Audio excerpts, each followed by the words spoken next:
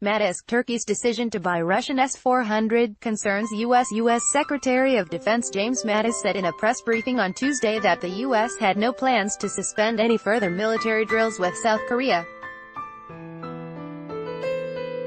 S-400 is a no-no. U.S. Defense Secretary James Mattis has announced that Turkey's intent to purchase Russian S-400 air defense systems concerns the United States, and Washington takes it in view of such a move. Turkey had a choice to make, a sovereign decision to make. But clearly Turkey bringing a Russian anti-aircraft, anti-missile system into a NATO country, we cannot integrate that into NATO, Mattis said. Yes, it does concern us and we do not recommend that. The cons of military privatization. Speaking about Afghanistan, Mattis said that privatizing forces in the country was likely not a smart idea.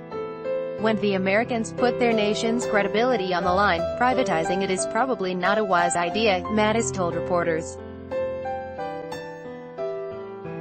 But as far as a permanent U.S. presence, number one, there are 39 nations supporting the UN-recognized government. It is not U.S. presence alone, and it should not be implied that way. We are there in order to ensure that America's security, just think back to 9/11, and this building, is not threatened out of that location. No more military exercise suspension. Mattis also announced that his office has no plans to suspend any future military exercises with South Korea as part of the diplomatic effort aimed at North Korea's denuclearization. We have no plans at this time to suspend any more exercises.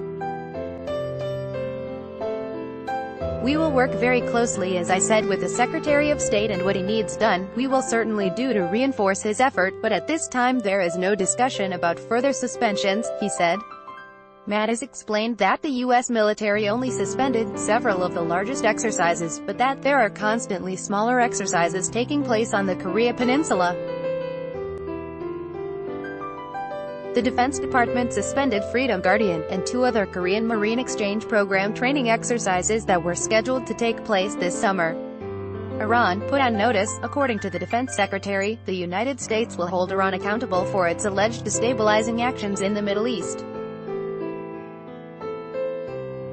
Iran has been put on notice that the continued mischief they've caused around the area, the murder that they have caused, the support from Syria and what they're doing with Syrian President Bashar Assad, the threats about the Straits of Hormuz, the how this with the missiles that are being fired into Saudi Arabia or the Iranian-supplied UAVs that are being flown against international airports, that this is not tolerated by us, and they're going to be held account for it, Mattis declared.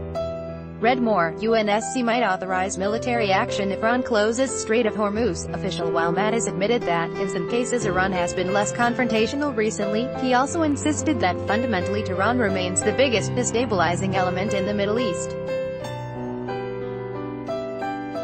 Iranian forces operate in Syria in support of the government of President Bashar Assad. The United States also accuses Iran of arming Yemen's Houthi rebels, though Tehran denies involvement in the conflict.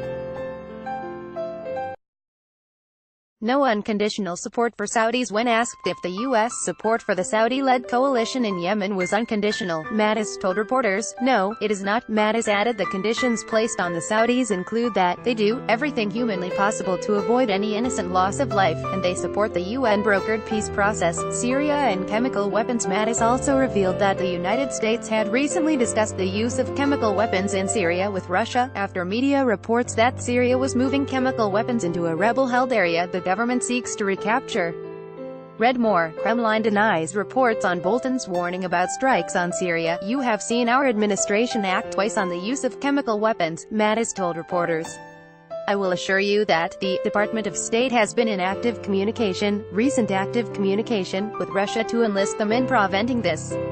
The communication is going